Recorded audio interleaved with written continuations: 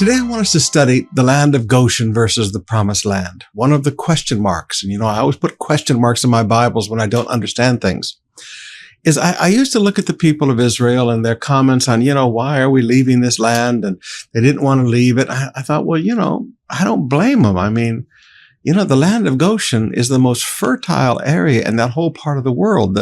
The land of Goshen is the Nile River Delta. The Nile River is always flowing into it. There's always an abundance of water. And, they're going to go through the desert and go to the land of Israel where a lot of it, there's not a lot of water.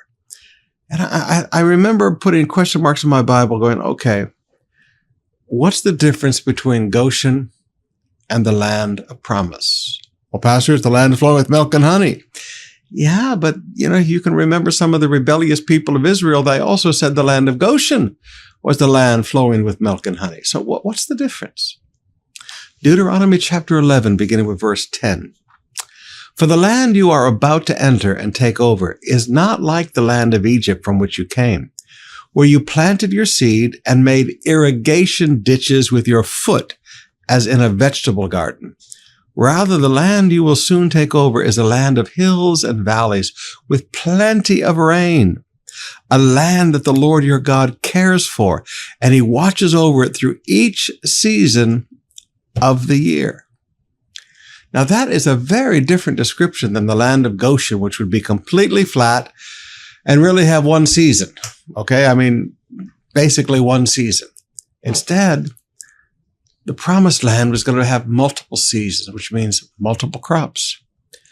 It's going to have rain rather than watering everything like a vegetable garden, making irrigation ditches with your feet. So all of a sudden we begin to realize the destinies for our life are always better than the temporary places of abundance. Remember, I always teach you that in hard times, God will bring you into a land of Goshen. But you have to understand there comes a time to leave this temporary place of abundant provision and go into your destiny. And you need to understand that the place of destiny is very different than Goshen. Number one, God cares for the land.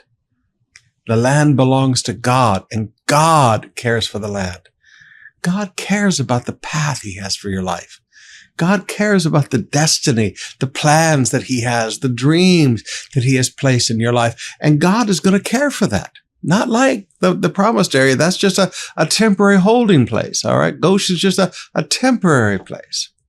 But the other thing is you reap with less work. Let me say that again. You reap with less work. In Goshen, you planted, and then you had to dig irrigation ditches with your feet to get water to the plants. But in the promised land, God works with you. God sends rain on the land in its season. Do you get it? God's gonna bless the work in the destiny. In your place of promise, in the plan that God has for you, God works with you. It's not as hard. Goshen might be a place of abundance, but the destiny that God has for you is more than just a place of abundance. It's a place of abundance where God works with you.